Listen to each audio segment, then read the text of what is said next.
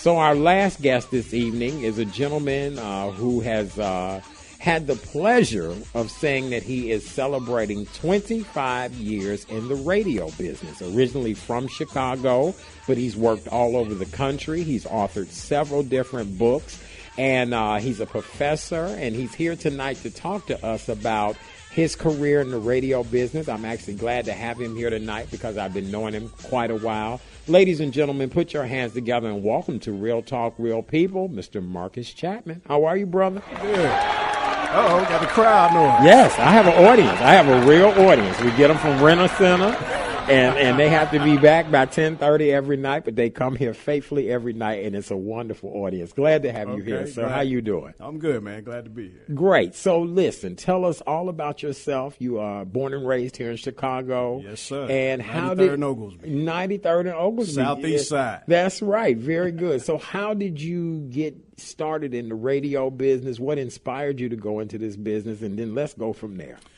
Well, I was in college. I went to Northern in DeKalb, and I did not have a major. And I was just taking gen eds, and I was starting to run out of gen eds, and I had to pick a major. I went to the spot on campus Career Development Center, picked up a book about different careers, was flipping through it, got to radio, broadcasting, whatever, and I remember it said something about you had to be willing to live in other places because most people who work in professional radio are not from the cities where they're working. And I hadn't really been anywhere at that point, so I was like, okay, I can deal with that. Okay. And then it also said you had to love music and talking on the phone. Okay. And those two worked for me. And it was funny because it was so difficult coming up with a major. I mean, when I finally came across that, it was like, duh. Okay. Why didn't I think of that? I mean, this is what it should have been. I've been collecting music since I was like 4. Oh, really? Yeah. Okay, so where did your love for music, how did that come about? When did that, since 4 years old, just love it, period? Or was it a certain person in your life that taught you to love music? Everybody. Like, my family, everybody was into, everybody had records. My parents used to have parties in the basement. My sisters listened to music. My cousins put me, And the thing that was great is that everybody saw my interest. And instead of pushing me away and saying, oh, this is for grown folks, you leave this alone. Right. They said, oh, well, you like that? Oh, well, you need to get this record then. Oh, interesting. Right. The advanced version of Millie Jackson. Right. Not just the basic Millie song, but the advanced version of Millie Jackson. Oh, interesting. Mm-hmm. So since the age of 4. Yeah. And I started collecting heavily probably like around 12, 13. I mean, collecting music. Collecting records. Now, really? In between that, I was always into music. I was listening to, taping stuff off the radio, and then got introduced my cousins. What was the Tone Master? The Tone Master cassette? Since you bring that up. Yes, Tone Master. The very first mix I ever taped of the Hot Mix 5 is Ralphie Rockin' and Rollin' Rosario, summer 83. Really? Outstanding mix. Recorded it on a Tone Master. I had a feeling when it was 10 in the pack for $1, it was something wrong. Well, that's all right. That's all right. Do you know how much money Tone Master made off of black boys on the south side of Chicago that thought they were DJs? Yeah, but I taped it. I had it for about 2 weeks in the tape tour. I was just hurt. I never bought a Tone Master again. Oh, that's so funny. Right. It was TDK and Maxell. I was going to say, when we finally got enough money and was living a good life, we had the one with the guy that was sitting in the chair. What was those? That was Maxell. Yeah. That's when you really knew you was doing good, when you had those. And the more you learned, you knew to get high bias, get the XL, the XL2s. Okay. All right. So when did your first big break come in radio? Well, it took a while because I started in college, and matter of fact, September the 12th of 92. So September 12th of this year will mark 25 years since my first show. Wow, okay. Yeah, and then I was in college doing radio for about 2 years. I did an internship in summer 94. I went back to finish my last year at college. Now, what happened when I graduated, the person who was my immediate boss when I interned had left the radio station. So I didn't have an in from a management standpoint, but I knew some of the personalities because I had, interned under them. So like Armando Rivera. Yes. Rick Party. Yeah. Lon Dyson, who was the younger brother of Marv Dyson. That's right. Mm-hmm. Yeah, helped me get back in just to make a tape. Okay. And I was actually making it for a different station because one of my friends was working at one of the other stations. He was like, hey, they looking for some part-time people. Might want to put a tape together. I did. And I remember when I called the program director, I asked her if she had listened to it. And she said, well, I'm not looking for any talent right now, so it's really not a priority. I was like, dang. It's a dirty business. Right. It's a dirty business. But at the same time, when I was making the tape, Rick Party heard me because he was getting off the air. Yeah, okay. He did 6 to 10 at the time. He said, you sound pretty good for somebody coming out of school. You should come hang out on my show. I said, really? I said, well, when can I come back? He said, you can come back tomorrow. I said, okay. So I started coming down every night. I wasn't getting paid to do nothing. I was just observing. And he had me run the board. I remember the first time I hit a commercial. It was like, whoa. He was like, yeah. Like, whoa. Like, when it gets to 60, then you hit the button. And I'm watching the little clock, and it's getting closer. And I hit the button. It was just like a rush went through me. And it was like I was hooked from that moment. Oh, very good. And then I eventually, that same tape that I made it to the program director, who thought it was good. And I remember coming in the next day, and he was like, brother, you're good. You're smoking. Like, you've got something that's raw. So I'm like, oh, okay, I'm about to get on. But then he hit me with this. He said, but I don't like the name. Marcus Chapman, that's weak. I was like, wait, what? You kidding me? No, I'm not. And is that your real name? Yeah. Okay. And so he didn't like the name. Right. And I explained to him, I was like, well, that's my identity, man. I had already been using it because in college, my senior year, I was selling tapes, and I would put Marcus Chapman Presents. Okay. And I put the name of the tape, whether it was rap samples, Chat Daddy. Whatever. That's right. So I had already started. I wasn't no star, but I knew by me doing that, if I ever got on professional radio in Chicago, there would already be people who would remember me, like, that's my boy. I went to school with him. I used to work with him. I know his mama. I went to know his sister. Whatever. That's right. So I felt like for me to give up my name would have been throwing all of that away. And it's very common for people to change names in radio. Some people want to maintain privacy, or they may feel their name doesn't have enough of a ring to it. Maybe they always had a nickname. But for me, it just, I couldn't do that. Right.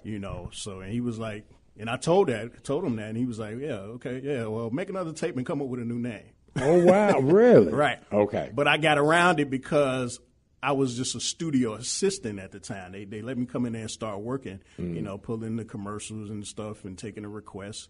And the person who was on the air would always say, okay, I got Marcus Chapman here with me. We talking about whatever. And so that happened enough to where when I finally did get on the air, which was the following year, it didn't really make any sense to try to change my name. No, because people knew the name. Right. Same way with Chat Daddy. People know the name. Right. And that's right. You're building a brand, and that's how that all works. And then the next year, I started using my initials in front of it. It became MC. MC Marcus Chapman. That's right. That's what I remember. And that helped people remember because initials, whenever you hear them, whatever they are, subconsciously you kind of want to know, well, what does that mean? Sure. What does that stand for? Okay. So by putting the MC in front, it made people remember Marcus Chapman. And I started using the little Eartha Kitt clip from Boomerang. Hey, Marcus darling. Marcus darling. Yes. Yeah. Oh, and that so works. Smart. People, Smart. I got to thank Al Greer for that. He recorded it from Uncle Boomerang. Al, yes. Gave me that, and I started using it on the air. And people actually started calling the station, competing to see who could say my name the best. So nice. In 2 years, I went from you can't use this name. Matter of fact, I was told I would never be Marcus Chapman on the radio.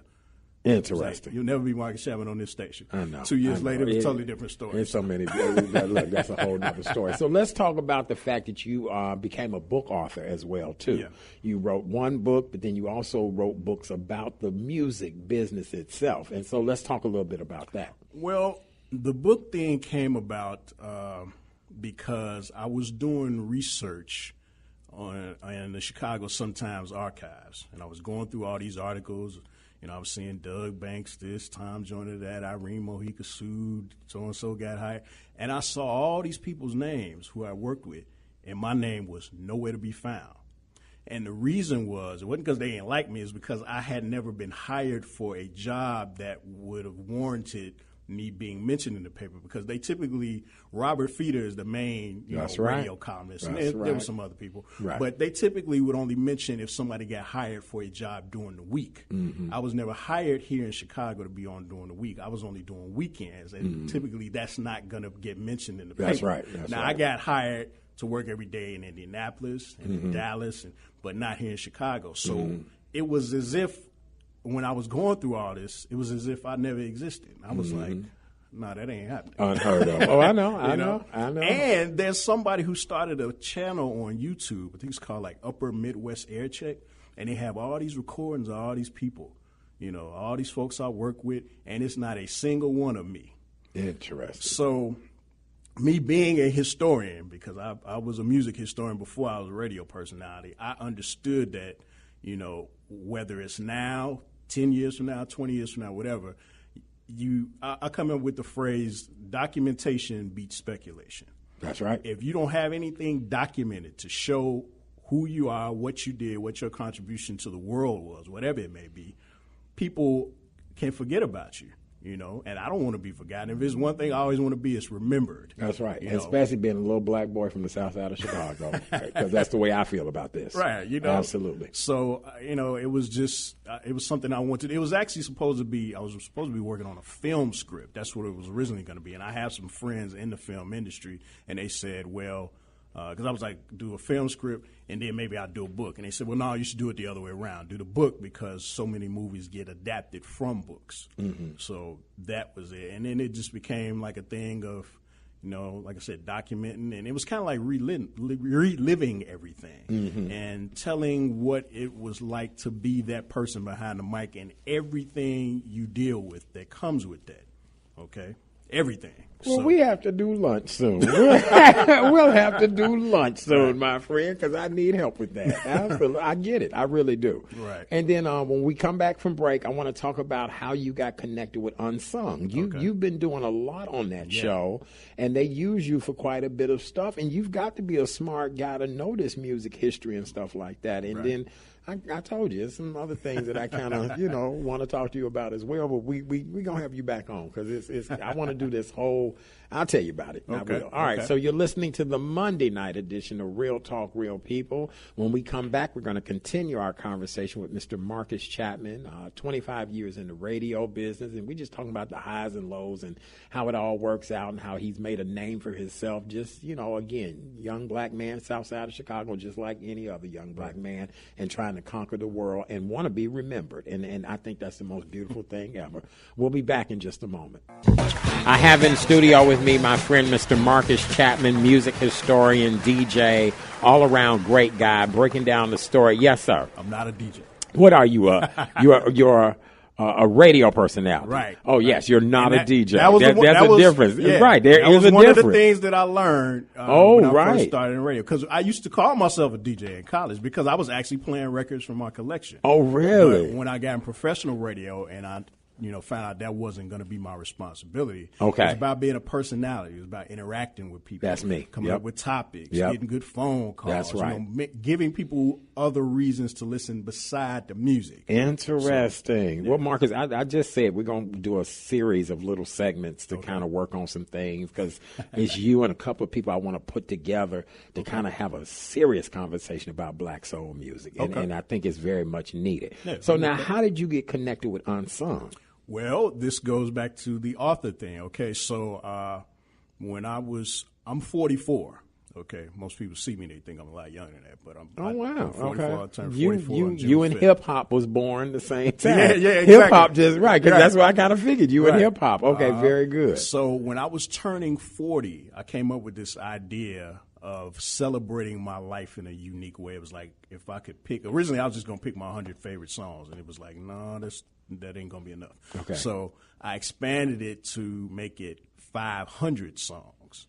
And instead of just being my favorites, I wanted it to kind of tell my stories. Like up to this point, my first 40 years, what songs would best tell who I am or who. Oh my God! I thought I was the only person that did and that. So so I that's did it. Dope. That's dope. I did it as like a countdown on Facebook. I was posting the links from YouTube, and I was doing little write-ups. And when I got about halfway done, I was like, I want to preserve this in book form. So I actually got a deal with a publisher when I got back on the radio in Dallas, but they ended up giving me the rights back to it. But they came up with the idea of splitting it in half, so having one book be $250 and the second book be $250, like 1 and 2. When I put out the first one, when I was about to put it out, there's a friend of mine named Sherry Pettiford. She used to intern back in 1998, and then she became salesperson, all this. She asked me, she said, well, what are your goals for the book? And I said, one of my main goals is to become a go-to person for music documentaries, because I love documentaries. I've seen every Unsung, every Behind the Music, VH1 Legends, all these different documentaries. And I knew I could contribute to them, but I just didn't know how to get connected with these folks. Okay. So just so happened, one of her friends, a lady named Classietta Davis, was one of the producers from Unsung. She connected me and Classy. We, interacted on Twitter, and then we actually talked. So when the book came out, it was the coolest music book ever made, a.k.a. the MC 500. When Volume 1 came out, I was able to send her, because it's in paperback and digital. I sent her the digital copy and the link to it on Amazon. She forwarded that to her boss named Mark Rowland. He's the executive producer of all the Unsung episodes. He was able to go through it, and he saw that I knew what I was talking about, and I wasn't just some dude trying to get on TV. Because that's dope. That's dope, brother. Right. You've been on quite a few of those episodes, and that's really good. Right. And so what ended up happening, they were coming, I was in Dallas at the time, they were coming to Dallas already to do a shoot for Johnny Taylor and Lakeside. Okay. So the producer of those 2 episodes called me. It was kind of like a quiz, Sure. I knew that was happening. I had all my records right there, so I was just pulling out stuff while we were talking. Okay, all right. And then they invited me to the shoot. That went really well. They were real happy with it. And they were kind of looking for somebody a little bit younger, because I tell people now I'm the top music historian in the country that's under the age of 50. Because they work with people like Nelson George, who is like the top one to me. I'm like a younger version of Nelson George. Ricky Vincent, author of the book about funk. Stephen Ivory, Tyrone Du Bois, and Dr. Scott Brown. Those are like the top 5 historians musically for black music. Okay. I'm the younger version. So they were looking for somebody younger, but it's not that easy to find younger folks who can speak on all these different artists. And like I said, documentation beats speculation. Because there's a lot of people who know music, but if you don't have nothing documented to prove it, Bada boom, bada bing. Yeah, so okay. Once those shoots went well for Johnny Taylor and Lakeside. And the rest is history. Because you just was on one last night. Yeah, Ice-T. Wow. Yeah, so I've been in about 15 of them, and there's 2 more that I filmed that haven't come out yet, and they're working on some new ones. Okay. So I know I'm going to be, in some more of those as well. All right. Well, we definitely going to have you back on the show. Okay. That's not a problem. Tell all these people how they can find you, reach you, all that good stuff, and then we're going to definitely have you back on. Well, I ain't hard to find. All my social media is at MC Marcus Chapman. I always tell people, that's the easiest thing, at MC Marcus Chapman. MC, MarcusChapman. Okay.